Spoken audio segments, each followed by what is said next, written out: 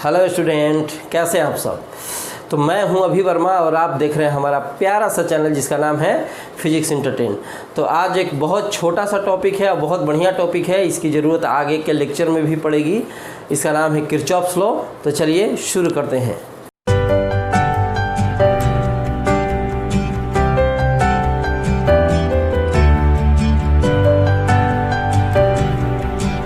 तो पढ़ते हैं हम आज किरचॉफ्स लॉ। Kirchhoff's law. अब किरचॉफ्स लॉ क्या है इसके बारे में समझेंगे। बहुत इंपॉर्टेंट टॉपिक है, छोटा है बट इम्पॉर्टेंट है, ठीक है। तो फर्स्ट लॉ पढ़ते हैं। फर्स्ट लॉ कहो या इसको करंट लॉ कहो या इसको जंक्शन लॉ कहो, एक ही चीज़ है, ठीक है। फर्स्ट लॉ, करंट लॉ या इसका तीसरा नाम हो सकता है जंक्शन लॉ। तीनों में से कोई पूछे तो वही चीज़ होगा जो फर्स्ट लॉ के लिए आप लिखिएगा। तो लॉ क्या कहता है यहाँ पे देखो, जैसे मान लो कि यहाँ कोई पॉइंट है, यहाँ कोई वायर है, यहाँ से कोई दूसरा वायर है। इस वायर से पॉइंट ओ पर इस वायर से I1 करंट का फ्लो होता है और I1 करंट ओ पे आता है। फिर इस वायर से I2 करंट का फ्लो होता है और वो भी कहाँ आता है, ओ पे आता है।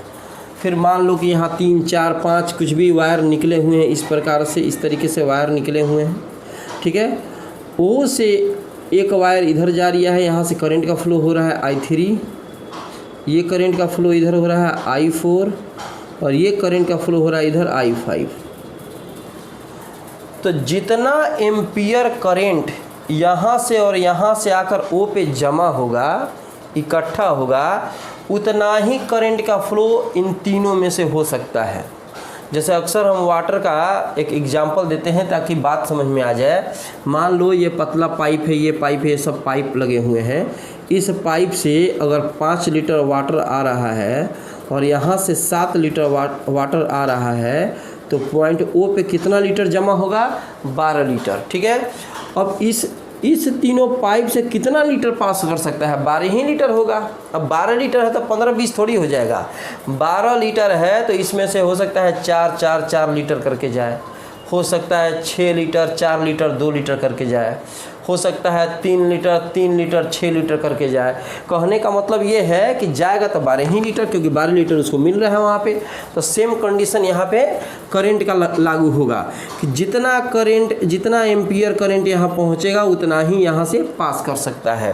तो total entering current at a point, the sum of entering current at a point, या सीधा सीधी कहो total entering current at a point is equal to the total leaving current from that point, ठीक है। Total entering current at a point is equal to total leaving current from that point. मतलब इस point पर जितना current आ रहा है उसके बराबर करंट यहाँ से क्या हो रहा है, जा रहा है, ठीक है। तो यहाँ पर लिख सकते हैं according to this law, according to this law total entering current at a point, total entering current at a point is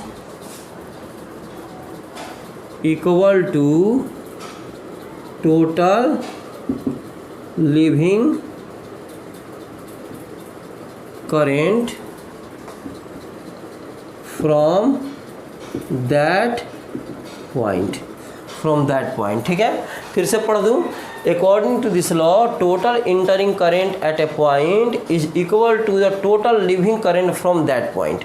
मतलब यहाँ पे we consider at a point O, ठीक है, जहाँ पे I1 एंड I2 करंट यहाँ पे आ रहा है और यहाँ से 3 वायर है, इससे I3 I4 I5 करंट जा रहा है। सो कितना होगा, क्या होगा according to this law, I1 plus I2 equal to I3 plus I4 plus I5। इस तरीके से इसको डिफाइन कर सकते हैं। दूसरा तरीका है डिफाइन करने का, क्या तरीका है कि जितना करंट ओ पे आ रहा है उसको पॉजिटिव मान लो, जो करंट ओ पे आ रहा है उसको पॉजिटिव मानो, और ओ से करंट जो जा रहा है उसको आप निगेटिव मान लो। तो ओ पे करंट कौन कौन आ रहा है, I1 I2, इसको पॉजिटिव मानो और इसको निगेटिव मानो। तो क्या लिख सकते हैं हम, ठीक है, कि I1 प्लस I2 ये पॉजिटिव में है और 3 जा रहा है वहाँ से तो निगेटिव में होगा, minus I3 minus I4 minus I5 equal to 0। Plus minus minus हो जाएगा, I1 plus I2 minus I3 minus I4, 0 क्या हुआ तो समझ ही रहे हो। इसकी वैल्यू जितना है इन दोनों को मिलाकर, इन तीनों को मिलाकर उतनी ही वैल्यू है, इसलिए 0 हो गया। मतलब टोटल I इक्वल टू 0। तो लिख सकते हैं total current at a point is 0। According to this law total algebraic sum of the current at a point is 0। दूसरा तरीका है, आप यहाँ पे चाहे तो डिफाइन कर सकते हैं, सेकंड तरीका, ठीक है, अकॉर्डिंग और लिख देता हूँ, और according to this law total electric current at a point, total का मतलब होता है अलजेब्रिक सम हो गया, समझ रहे हैं ना। Total electric current at a point is 0, ठीक है। तो यहाँ पे आप पहले ये लिख सकते हैं, लिखने के बाद ये फिगर बनाकर ये लिख लीजिएगा और करके ये लिख लीजिएगा। दोनों में से कोई याद हो जाए जल्दी लिखो, स्क्रीनशॉट ले लो, मिटाना है, स्क्रीनशॉट ले लो, मिटाना है, मिटाया जाए, चलो मिटाते हैं, ठीक है।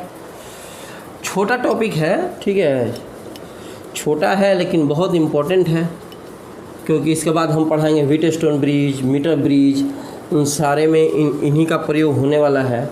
और ये आप समझने में दिक्कत करते हैं तो उसमें समझने में दिक्कत होगी, तो ये थोड़ा सा ध्यान रखना है, इसका बहुत इम्पोर्टेंट है। तो यहाँ हो जाएगा। फिर हम लोग आते हैं सेकेंड लॉ पे, 2 नंबर, ठीक है। सेकेंड लॉ का भी कुछ नाम है।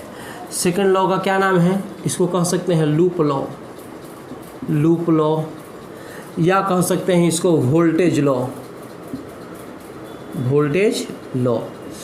नियम क्या है, sigma V equal to 0। 10 minute का टॉपिक है बस, आज का टॉपिक बहुत बड़ा नहीं है, लेकिन इसको याद करना ज़रूरी है। सिग्मा का क्या मतलब, क्या हुआ, टोटल, ठीक है, total voltage is equal to 0।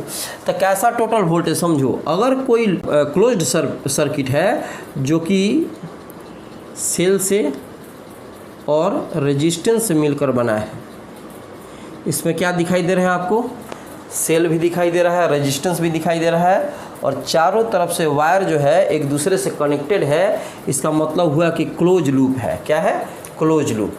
तो इसी क्लोज लूप का जो टोटल वोल्टेज है वो 0 होता है according to this law.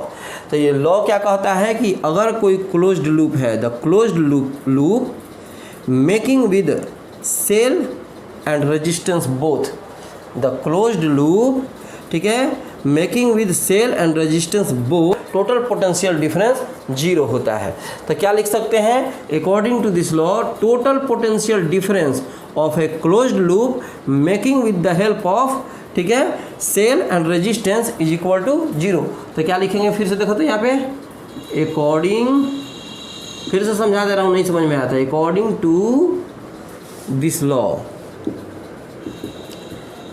To this law potential difference, ये पोटेंशियल डिफरेंस है ना, वोल्टेज है, potential difference of a closed loop making with cell and resistance is 0। Closed loop का सीधा सीधी कहो, क्लोज्ड लूप का टोटल पोटेंशियल डिफरेंस 0 होता है। कोई पूछे कैसा क्लोज्ड लूप, तो सेल और जो रेजिस्टेंस से मिलकर बना होता है वो वैसा क्लोज्ड लूप। ठीक है, तो ये तो बात समझ में आ गई। आपको सेकंड लॉ पूछे, लूप लॉ पूछे, चाहे वोल्टेज लॉ पूछे, आपको यही तीनों में से कोई पूछे तो आपको यही लिखना पड़ेगा। तो मुझे लगता है कि छोटा टॉपिक था, बात समझ में आ गई होगी। तो मिलते हैं नेक्स्ट लेक्चर के लिए। नेक्स्ट लेक्चर बहुत ही इंपॉर्टेंट है जिसका नाम है व्हीटस्टोन ब्रिज। वो एकदम पढ़ना आपके लिए बहुत ज़रूरी हो जाएगा एग्जामिनेशन पर्पज से। तो मिलते हैं छोटे से ब्रेक के बाद।